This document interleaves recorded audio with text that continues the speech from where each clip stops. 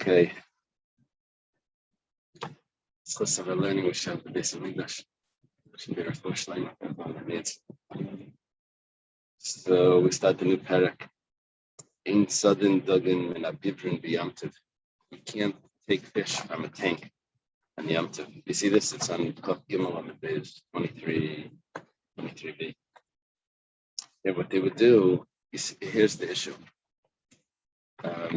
Fish would go bad. You needed it to be fresh. But they would take it home and put it in the bathtub, in a little bucket. And they would want a carp in the bathtub. Remember that bucket?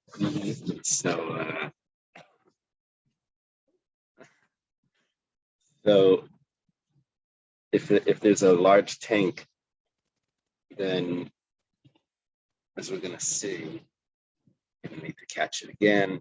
Even though you took it out of the ocean, you put it into this tank. But if it's a large tank, you still need to catch it. Yeah, it has different meanings here. No, it's not a bucket. So you can't catch it on Yom Tov because although you're allowed to do malachas on Yom Tov, but that's only malachas that you couldn't have done yesterday. Yesterday you could have taken it out of the tank and put it into the bucket.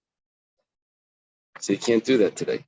You're also not allowed to feed them because fish in a large tank will eat little it's more the algae.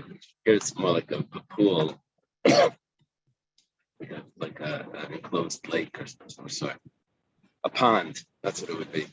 Where they could eat from the floor, and they could eat big fish will eat smaller fish. So you really don't have to feed the fish. But a wild animal or a bird that you are allowed to catch from a cage, from an enclosed area. And in them, you have to actually feed. So we're talking about on Yom Tov fish you can't take from the bivrin, and the wild animals and birds you can. And you're also allowed to feed them. He says not all bivrin are equal. The rule is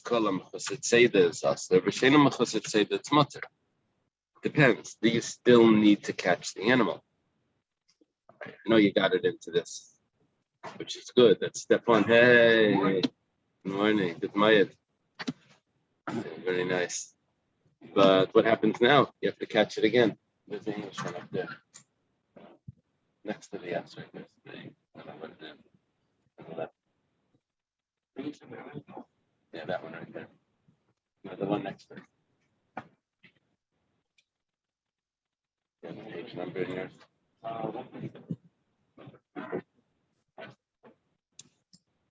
So, okay. Now, later on, the Gemara is going to discuss if Reb Shimon ben Gamliel is really the same opinion as the Tanna Kama. It's just, what's he say? What could he be saying really different? So the Tanna Kama would agree to that. Okay, for a minute, we have a contradiction. Contradiction goes like this. We said that fish, no, but animals and birds, yes. You're allowed to catch them on Yom Tov from an enclosure if they're already caught.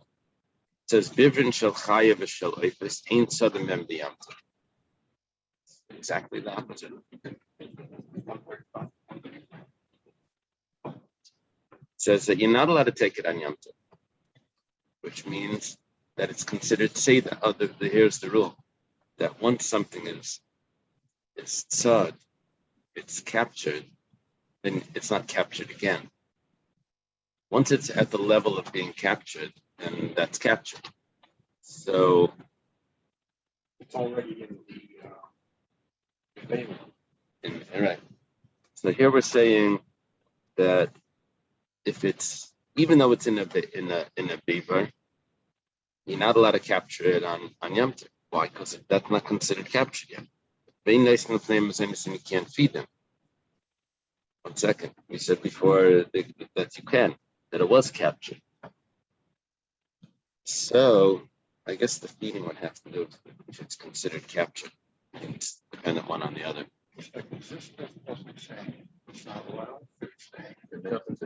Yeah. I'm saying it's not allowed. It's not allowed. Mishnah said you are allowed. Brisa says it's not allowed. Mishnah says yes, Brisa says no. The Gemara says, Kasha chaya chaya. Well, we have a contradiction with the animals. One says yes, one says no. Kasha ifas. We have a contradiction with the bird. One says yes, one says no. Question is, if you have a bird in a sort of a cage, if you're allowed to take that out on Yom Tov and use it, or on Yom Tov you're not allowed to catch. You're not allowed to trap. You would have had to, before Yom Tov, tie the feet of the birds up and tie the wings down and just leave it there. It should have been captured before. The Gemara says, Bishlaima, Chaya like Kasha. We can explain why there's no contradiction with the animals, because Rabbi Yehuda Rabban, we can say it's two different opinions. How do we resolve contradictions in the Gemara? Either we say it's a machlokes, or we say it's a different case, or we correct the text, amend the text. There's other ways, but those are the two possibilities. And here we say, oh, it's a machlokes. It's not a contradiction. It's a machlokes. Two different opinions. The Tanan was taught in the Mishnah. Rabbi Yehuda Imer atzad tzipor lemigdol tzvila bayis es chayim. Someone captures a bird into a migdal. It's a tower, but it's probably a cage. That's considered capturing. Talking about not that you captured it before and now it's Yom Tov and you want to take it to Shech. Talking about it's Shabbos. There is no Shech. What you did right now is a malacha of capturing. So if you capture it into a cage, you're chayav, a bird into a cage. You capture a deer in the house, the deer, you trap it. You somehow you got it to go into the house and you close the door quickly. So that's chayav. That's considered capturing. So what did we see over here? Is that the tzipor needs to be into this cage, this migdal, and the deer can be in a house, and that's considered chayav. L'bayis the mechayev, aval lebivrim loy. When was it considered captured? Only if it's captured into the house, but not into the bivrim. The bivrim of the animals is going to be some sort of enclosure, nettings, maybe some sort of enclosure. As we'll see. Whatever the case is, it really needs to be into the house, according to Rabbi Yehuda. So this would explain that if it's captured into a beaver, the brisa that says it's not considered captured, that fits with Rabbi Yehuda. The Chachamim say, that's considered capturing. According to the Chachamim, even if it goes into the garden, to the courtyard, or to these netting enclosures, that's considered captured as well. So the Chachamim say that once it's captured into this beaver, this netting enclosure, that's considered captured. That would fit with our Mishnah. And Rabbi Yehuda that says it's not considered captured until it's in the house, that fits with the brisa. The problem is, kasha. But how do you explain the birds?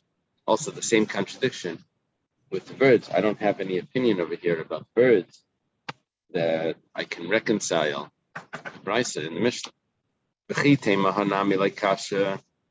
Maybe we can say that it's a different scenario. Depends if there's a roof on this enclosure. Now, a roof, I don't even know what the Gemara is trying to say. I mean, if it doesn't have a roof and it's a bird, that's not much of a trap. Gemara says, 1 second. Can't say that anyway. What would we say? We would say that the Mishnah that says that you can take a bird from an enclosure was talking about that it had a roof. It was trapped already. The brisa that says that you're not allowed to was talking about where it doesn't have a roof, so it's not trapped. Just 1 second. What does the brisa actually say? It says v'habayis the kabiver makayradami. If it's a house, and a house is like a bias could also be a room or a house, which is like a enclosure that has a roof.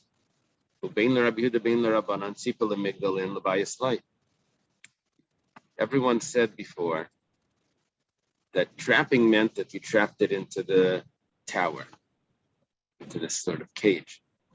But in a house, it wasn't considered capture. It wasn't considered trap. What are you going to tell me? So like, no way to If it flies into the house, it's a trap. both according to Rabbi Yehuda and the Kut, it's not considered trap because in the house itself, you still have to try to capture it again. And you run around the house trying to capture it. You could spend all day, and it goes into the corner in the ceiling, or something. Just to have this very large house in Rhode Island. It was a mansion. It wasn't the Rhode Island, the Newport mansions, but it was a big house. And every once in a while, a bat would come in. Yeah, I remember it hiding in the corner. Someone would come. My grandmother would call over her brother, come with a tennis racket, trying to catch it. And we'd go from one corner to the other corner.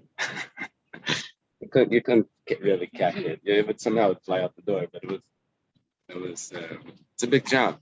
Even though it's like closed in a room, you still can't get it. So here we're saying that even if it's in a house that has the roof, it's still not considered capture. It's not considered trap. The Mishnah says that it is considered trapped if it's in a beaver. The Beitza says the Rabbi Yehuda and the Rabbanan both hold that it's not. So I definitely can't answer that there's a machlokes because they both agree that it's not good, and I can't answer that there's a different scenario because what would the different scenario be?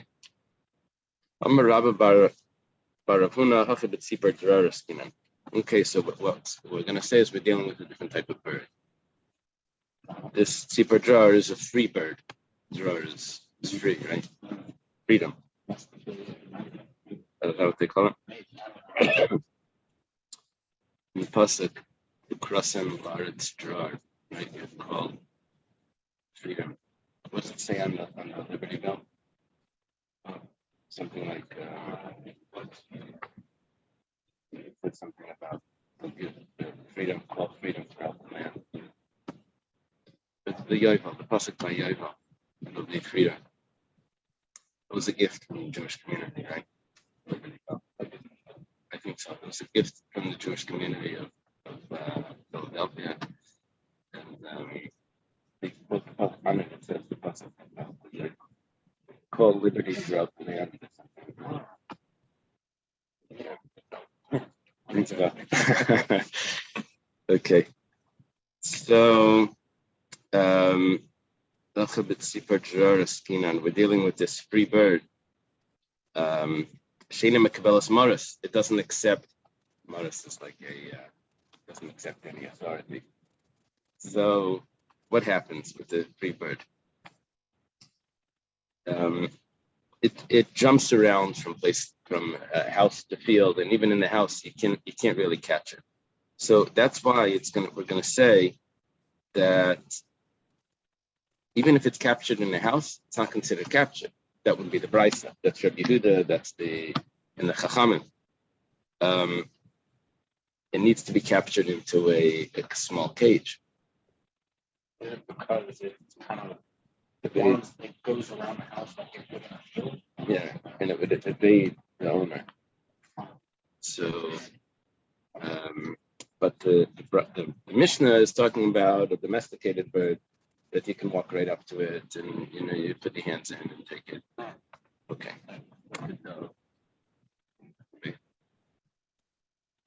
I don't have enough experience. Tana, the Beira Bishma, Lamanekashma, Tzipor Drar. Why is it called Tzipor Drar? Shadara Babayas Kibasada. Because it lives in the house like the field. Okay, so we have a different type of bird. That's how we'll answer. How did we answer the Chaya, the wild animal, that we had a contradiction? We said different opinion. How do we answer the birds, the contradiction? We say we have different types of birds. If this is the way you want to answer it, then instead of saying that it's a machlekes, we can say that it's just a different scenario. Chaya nami like kasha. We can resolve by saying that the animal, the wild animal, on the wild animal, the contradiction between the Mishnah and the Brisa is also not a problem, without saying that it's a machlekes. Why? The scenario is different. Beaver cotton, beaver gadol. Depends if it's a small enclosure or a large enclosure. A small enclosure, it's considered captured, so you can on Yom Tov, you can take it already. It's like the feet were tied or something. It's so close, you just go in and take it. But a beaver gadol, over there you have to catch it a second time. Right. Hechidami beaver cotton. What's the example of a small enclosure, small trap? Hechidami beaver gadol. What's an example of a large trap? Amaravashi kol hechidurada basrei matali b'chad shchia beaver cotton. If you run after it and with one leap you can catch it, that's a small one. V'idach beaver gadol. See, the problem with if it takes two leaps, because every time you go here, it runs there. You run there, it goes there. So that's not considered trap. You still have to trap it one more time. What if there's less than that? Then that's for sure trap. Yeah. This whole discussion on Shabbos, if you're allowed to close a cabinet, if there may be flies that are inside. Remember this beautiful Ramban. It's a suffix secretia. Secretia. Yeah, which is like a contradiction.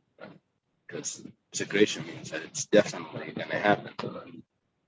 And here, you're not intending to trap the flies. You don't need them in the cabinet. But when you close the cabinet, if there are flies in there, then they're going to get trapped, definitely. So if there are flies, they're definitely trapped.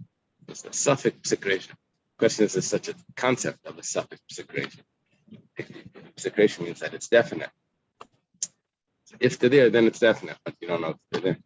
But anyway, is that really trapping in a cabinet? I mean, it's just put the, I guess it depends on the size of the cabinet. In the closet, you still have to catch the fly. I mean, you still need some sort of,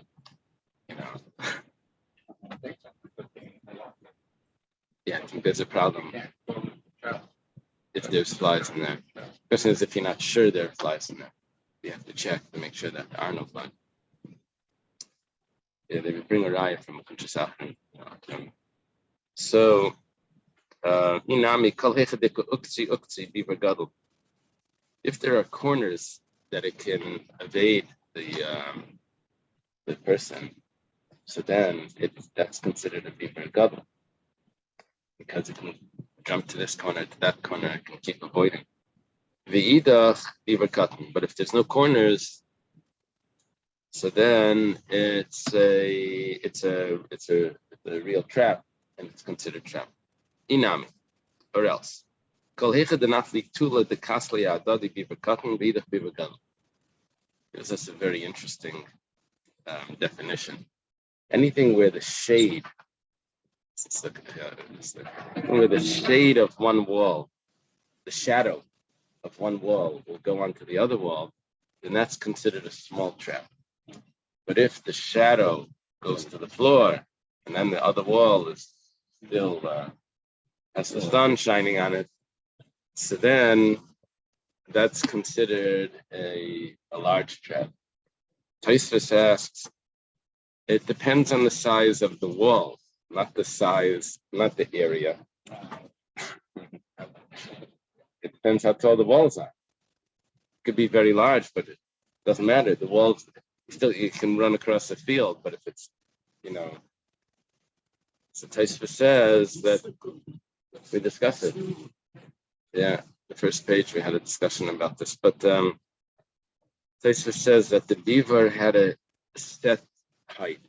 All of them have a set height, and that they're not discussing the height. The height we know are the height of the beaver.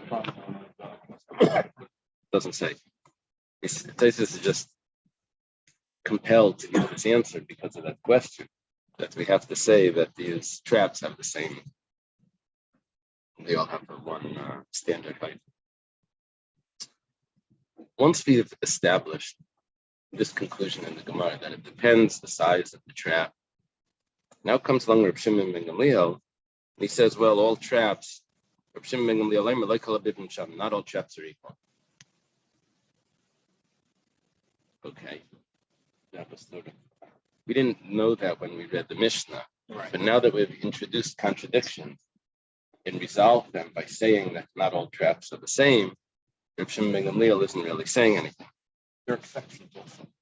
Right. Right. So Amar Rav Yosef, Amar Rav Yehuda, Amar Shmuel, Halacha Reb Shimon ben Gamliel. Reb Yosef is the teacher of Abaya. Remember, he was blind. He says, in the name of Rav Yehuda, in the name of Shmuel, that Halacha Reb Shimon ben Gamliel. Amalei Abaya, a student, Abaya tells him, Halacha Mechlal de Pligi. If you tell me the halacha is like Reb Shimon ben Gamliel, that's because there's others that are arguing. Now, the way we've established on the side of this command, the way we've established the Mishnah, based on the resolving the contradictions, is that we've already established that there's different sizes of enclosures, and that's going to make the whole difference here. So Amalei, my nafkalach mina. Rav Yosef says to Abaya, Abaya's a problem with saying the halacha is like Reb Shimon ben Gamliel if no one argues with him. So Rav Yosef responds, says, what does it bother you if the halacha is like Reb Shimon ben Gamliel even if no one argues with him? The halacha is like him anyway, whether people argue with him or whether they don't argue with him, the halacha is like him. So why are you making a big deal if people argue? Doesn't matter if they argue. The halacha is like him anyway. Amalei, Gemara Zamarsa say, when you tell me to learn, are you teaching me a song? You know, that I'm just supposed to sing this and not ask any questions? I'm supposed to analyze the words that you tell me so that I have to analyze every step of it. So it's not just the, what's the outcome? Yeah. I heard someone say the worst thing, the difficulty in going to a yeshiva that has also the general studies, secular studies, is that the general studies require you to write papers. You have to write. When you write, so you just have to write. You can't write like, every sentence has to be perfect. You just have to get it out there. You spit it out. So when you do that, then your reading doesn't become like very precise, meticulous. You can't analyze every word because you get used to like this writing, this meaningless sort of writing. Just to write an essay that has, 500 words, you fill it in. So, but learning is so not like that. Learning is where every word has to matter. Why is there above? It's like an opposite sort of. Follow? Okay.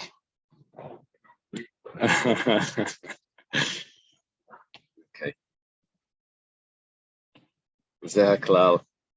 Called the Mechusar Tzedek Chula. I guess it depends if you're in law school or if you're in, literature.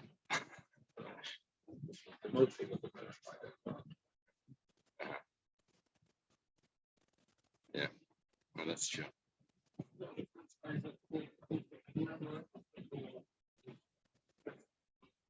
Right. Yeah, no, writing is good. It helps to clarify, especially if you don't have a chavrusa.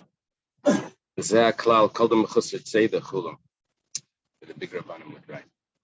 They say they never saw Rav Moshe Feinstein learning. He was always writing. Yeah. Okay. We said over here the rule that anything that still requires trapping is not considered trap if you have to trap it again, right? What's an example of something that still needs to be trapped?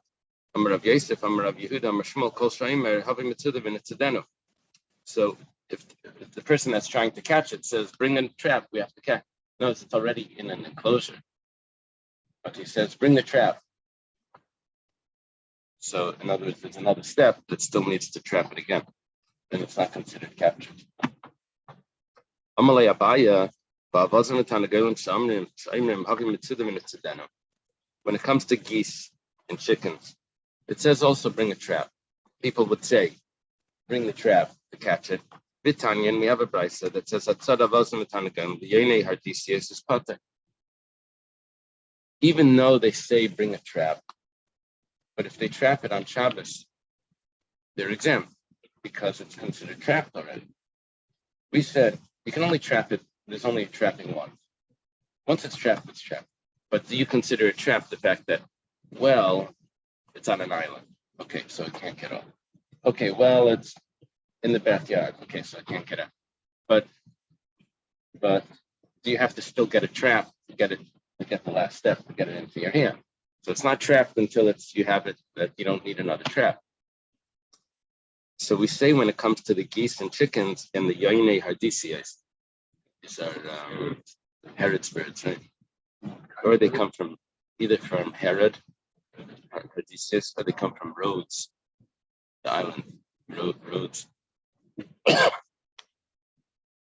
So these birds, these doves probably, these are already considered trapped, even though you ask for another trap to Amar Rabba Baravuna Mashmal Halalaban Lakiluvan Larav, Halalaimban Lakiluvan Larav.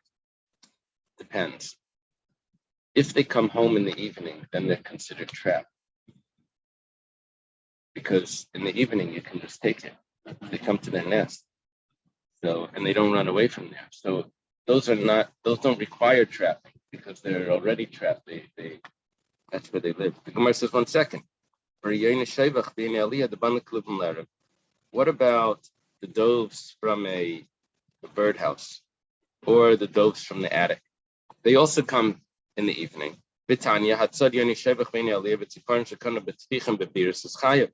Or other birds that they make a nest in the pitchers inside these enclosures. If you capture those, they're chayav. But they also come to their home in the evening. Why should be chayav? They're captured every evening. Ella Amar Rabba Baravuna Amar Shmuel. So Rabba Baravuna says in the name of Shmuel, he was the one that answered it before. If they come in the evening, and now he says no.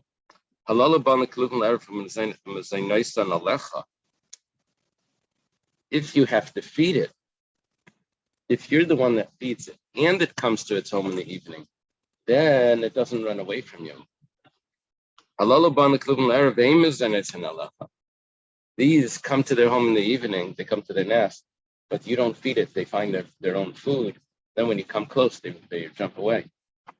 It's not just that they come to the same place in the evening. They have to come to the place in the evening and they also allow you to feed it. Well, it's not that they allow you to feed it. Because you feed it, they allow you to get close to it.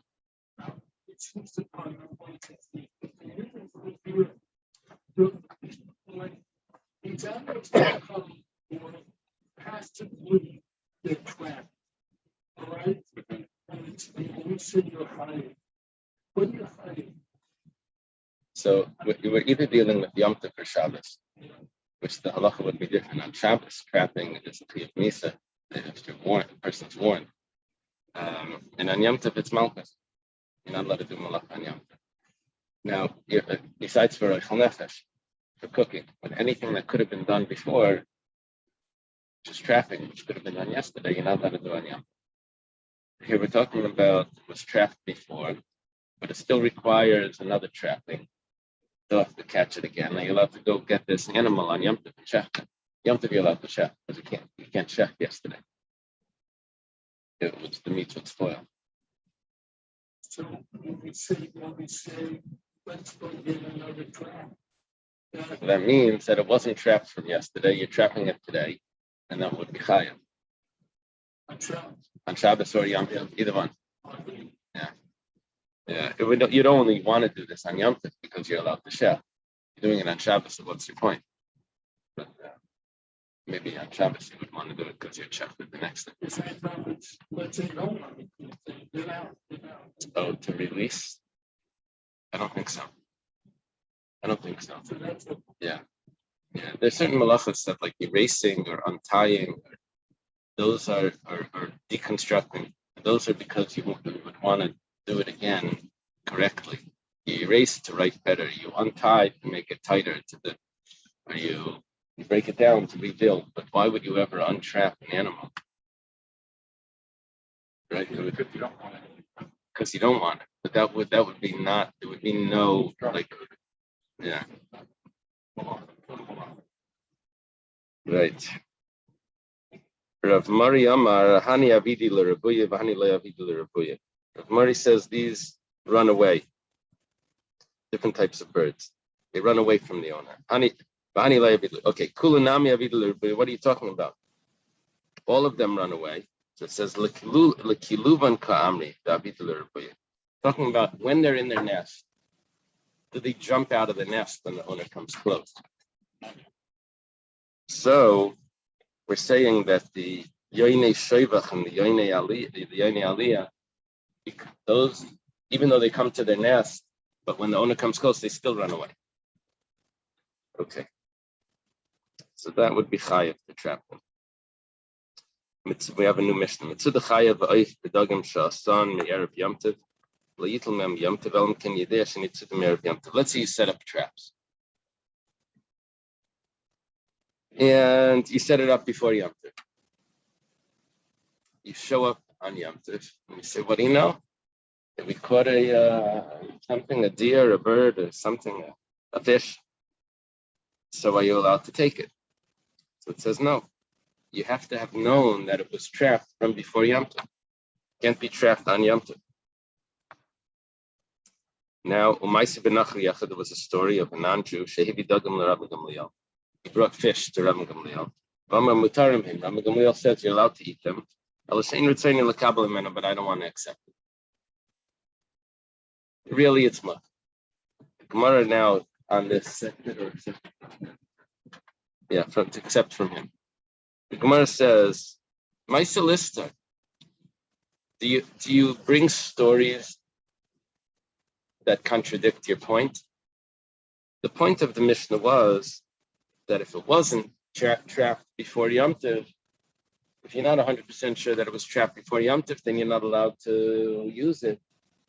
We have a story where a non-Jew shows up on Yom Tov, gives a fish to Rabbi Gamliel. He says you're allowed to use it. I'm just not going to use it, but you're allowed to. But that contradicts the statement that you have to be 100% sure that it was trapped before. Maybe he trapped it right before he showed up. He trapped it this morning, early morning fishing. it sounds to me that that's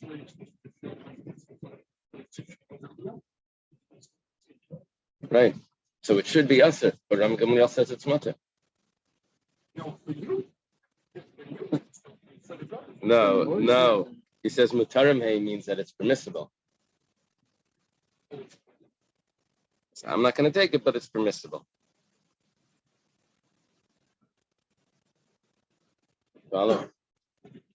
So the Gemara says the Mishnah is missing words. Yeah, it goes like this. Safek Muchan.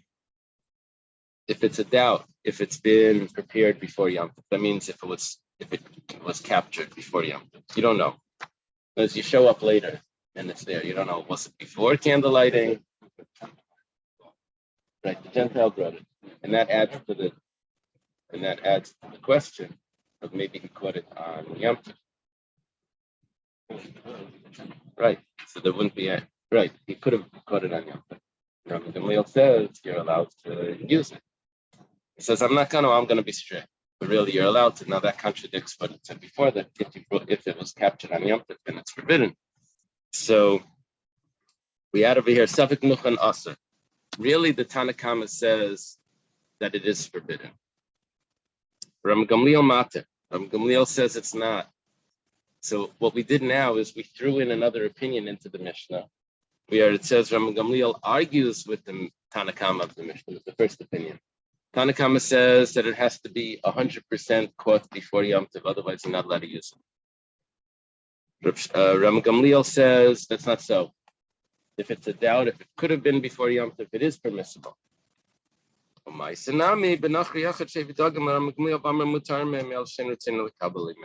even have a story where Rabbi Gamliel was brought fish, and he says it's stakamutter. I'm not going to use it, but it's stakamutter. Okay, Amar Rav Yehuda Amar Shmuel ein halacha Rabbi Gamliel. Rabbi Yehuda says in the name of Shmuel that halacha is not like Rabbi Gamliel. It's awesome. And we had Rabbi Yehuda Amar Shmuel several times today, right? But we had the halacha was like Rav Shimon ben Gamliel that says not all cages are the same.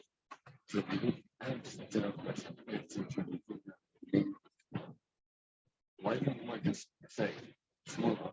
Yeah.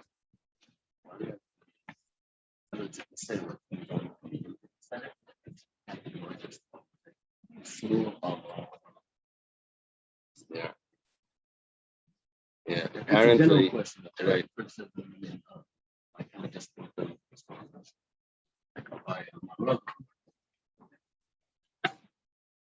wait till the end of today. The share today. It'll be an answer.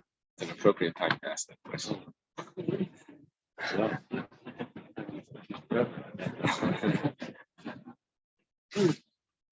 Okay. So we have Rabbi Yehuda in the name of Shmuel that the halacha is not like Rabbi Gamliel. There are those that teach this statement on a brisa. The brisa says Safik Muchan, Rabbi Gamliel Mater, Rabbi Yeshua Iser. Rabbi Yehuda Amar Shmuel halacha Rabbi Yeshua. The halacha is like Rabbi Yeshua. Now we couldn't have said that in the Mishnah because the Mishnah didn't have the name Rabbi Yeshua. But what is nice about this brisa is that when we adjusted and we amended the Mishnah, we added in Rabbi Gamliel as Iser. Rabbi Gamliel as Mater. And the other opinion allows it. We have a brisa that supports that. It's not just like we said, oh, well, just cross it out and, fill it in. Okay. Because there are those that learn it on the following brisa. It says, Seichten min ha-negarim b'yamtiv. Negarim are like pools of water. But what it means is that there's a trap, an enclosure that had a water supply as well. And you're allowed to shech from those, like we called before, bivar, from those traps. But not from rishtais or other types of traps. Why? Because those are just captured possibly right now. Those were just trapped, right? Those were nets that were set up and the animal got caught in it. But the nagarim, those were already trapped, and you put pools there to supply water to the animals that were captured.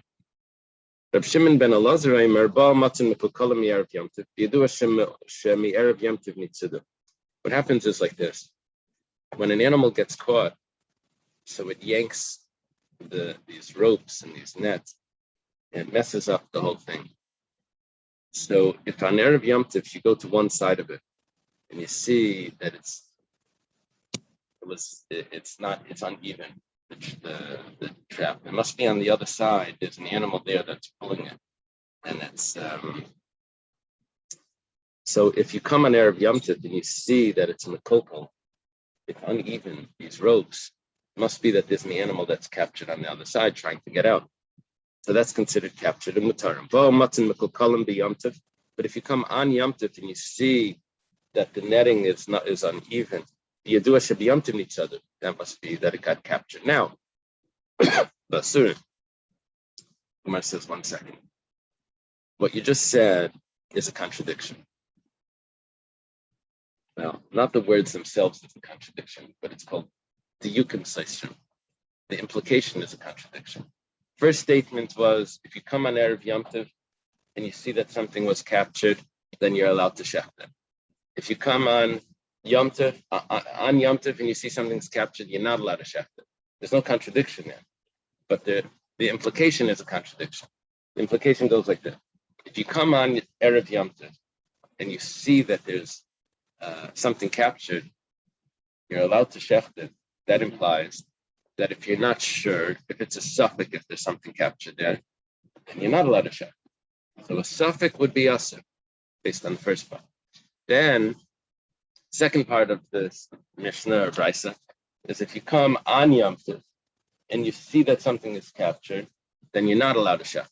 That would be that a suffix, maybe it was captured before, would be mutter. So although there's no contradiction in what was said, but there's a contradiction in the implication. The implication is the suffix. If it's captured on Yom Tov, then it's asur. No, if you know that it got captured today because yesterday it was fine, so then it's asur. But if it's a suffix, then it would be mutter. It implies only because I knew that it was captured today. This is the reason why it's asur. Used to suggest if the animal was in the cage on Yom Tov, but not Erev Yom Tov, Right.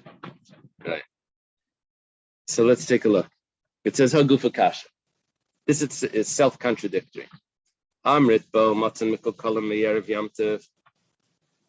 That if you come and you find that it's trapped on Erev Yom Tov, you see that the netting is messed up. Obviously, it was captured on Erev Yom Tov.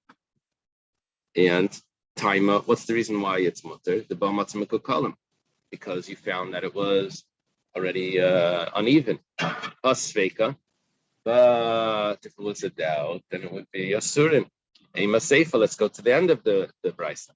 But if you find that it's the netting is already used, and you find that on Yom Tov, you do a shebi Yom Tov nitzuda. That means that on Yom Tov it was captured. Time of the b'matzim kolam. That's only because you found that it was clearly on Yom Tov. Hasveika me'erev Yom Tov. But maybe if there was a doubt, if it was captured on Erev Yom Tov, the Me'erev Yom Tov nitzuda, then it would be mutarim. So this contradictory implication. The Gemara says hachikama. The way we're going to have to read the brisa is the following: Ba umatzon mekukalam Me'erev Yom Tov b'yadush Me'erev Yom Tov nitzuda mutarim. If on Erev Yom Tov you find that the trap has already been used, that means that it was captured on Erev Yom Tov. Then it's mutter hasveika. But if it's a doubt, now here's where we add in the words. A doubt is as if it was captured on Yom Tov and it's asur. And then on this, Rav Yudah Mishmal halacha Reb Shimon ben Elazar, that the halacha like Reb Shimon ben Elazar that says that a sveika is asur, which is exactly the same thing as saying that the halacha is not like Rabban Gamliel. A suffix. Rabban Gamliel said it's mutter. Rav Yudah Mishmal that the halacha like Reb Shimon ben Elazar, not like Rabban Gamliel. Yeah, Reb Shimon ben Elazar is a student of Reb Meir in the chart. Now it says, V'amar mutarim him. He says that it's mutter. The Gemara says, mutarim lamai. Rabban Gamliel, when the non-Jew shows up with the fish, says it's mutter. Mutter for what? Rav amar mutarim lakabel. Rav says that it's mutter to accept it, not to eat it. It's just that it's not muktzah. Rabban Gamliel never allowed you to eat it. Levi amar mutar b'achila. Rav and Levi are contemporaries. Levi is also a student of Rebbe. Usually Rav argues with Shmuel, sometimes with Ziri. Here he argues with Levi. Yeah. I'm sorry? Levi is more lenient. Levi says that it's mutar b'achila. It's not muktzah, according to anyone, according to Levi. The question is, are you allowed to eat it? Amar Rav. Rav says, Lo'ilam al yimna adamatzme besim medrash afil sha'achas. You can't miss even one shear. Danov Levi avin kamei de Rebbe. Because Levi and I were in yeshiva together in front of Rebbe. Ki amar la shmaita bo'erta, amar mutarim b'achila. Rebbe gave a shear in the evening. And he said that when the non-Jew came to Rabban Gamliel, that's his grandfather, Rabbi Gamliel says that it's mutter to eat. He added in that word, that it's permissible to eat. B'tzafra amar mutaram lekabel. In the morning, Rebbe gave the shiur, was teaching, continuing what he was learning. He said that it's permissible to receive. Another havi be midrasha hadribe. I was there in the morning, so I heard what Rebbe said afterwards. So I changed the way I explain this. Levi wasn't there. Levi wasn't there in the morning, so that's why he doesn't know that Rebbe changed. Yeah, this is what the answer that I wanted to give you, Ramesha. You have to know who said it, because sometimes you can find that there's another opinion in the name of Rav, or something that could be different than this one. So everything is important, every detail. Who said it in the name of whom? Shmuel says this, or which student it was that said it. Yeah, because that Gemara Brachas, very critical of one of the Amirayim. You're telling me in the name of Rabbi Yochanan from this person. I'm telling you in the name of Rabbi Yochanan from Rabbi Chia bar Abba, that's much greater. He was very accurate, and this other person wasn't accurate. Yeah. Okay. The Rambam writes that the reason why we have to know all the machlokes, why is it important? Just tell me what halacha is. Why do we need all of this? It says that it could be that someone could show up from some faraway country, from India or something. We're the lost Jews of India, and I don't know if he uses that example, but our tradition is that we eat chicken with milk, because it says leisavashal gavi, only a goat with its mother's milk, but we eat chicken in it, no problem. So we would get all flustered because the guy has a point. And he says he's Jewish, right? It's a tradition that goes back from the Second Temple. So we would say, okay, maybe it's right. Maybe our tradition is wrong. We went through Europe and, persecution, and we've lost it. So, right. So therefore, we have to tell him, we know about that opinion. It's in the Gemara. We've rejected it. And but that way our tradition never gets we never lose our footing, because we already discussed that. All the opinions and every argument we reject. We know what that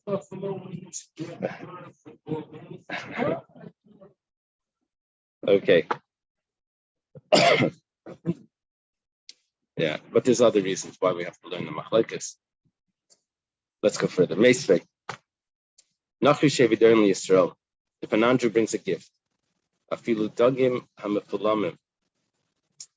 Fulamim is like fresh fish, sushi grade fish. Upeirus b'nei yaiman, and fruits that are fresh, right? They were just picked today. Mutarim, you're allowed to eat them. Talking about on Yom Tov.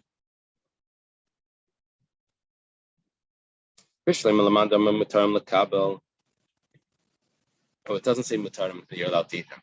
It just says you're allowed. It says you're allowed. Allowed to what? So according to Rav, that said that what it means mutter means it's not mukta, you're allowed to move it around. Okay, so shaper. But according to Levi, it says that it's mutter. It means that you're allowed to eat it. You're allowed to pick fruits off a tree and eat it on the same day on Yom Tov. Okay, the Gemara says you think it's acceptable to say that you can? We understand that it's not muktzah, but eating, that's the problem. And muktzah is fine. Muktzah is also a problem. It must be that it's not really perfectly fresh. It's just red fish that are red that look like they're fresh. They're as if they're fresh. And the fruits were wrapped up in vegetables, I guess individually wrapped or something that keep them fresh. It's as if it's fresh. Okay. Im yesh miyasamin b'mechubar, then it's I asur. got it. Yeah. If there is that same type that's attached, then it's asur, and it's also muktzah.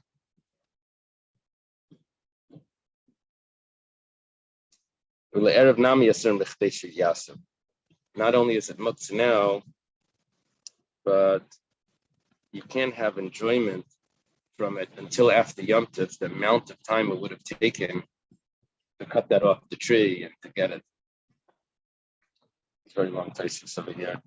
If it's a 2-day Yom Tov, Bechdei Sheyasu is the first day Yom Tov or the second day Yom Tov.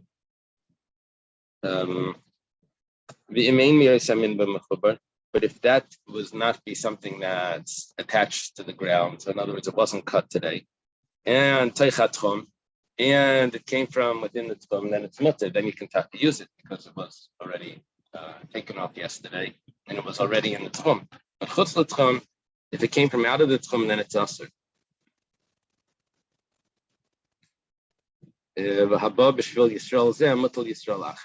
And if it was brought from one person, so that person is not allowed to use it, but someone else is yes allowed to use it. It's only asur for the person that it was brought from. Okay, let's leave it over here.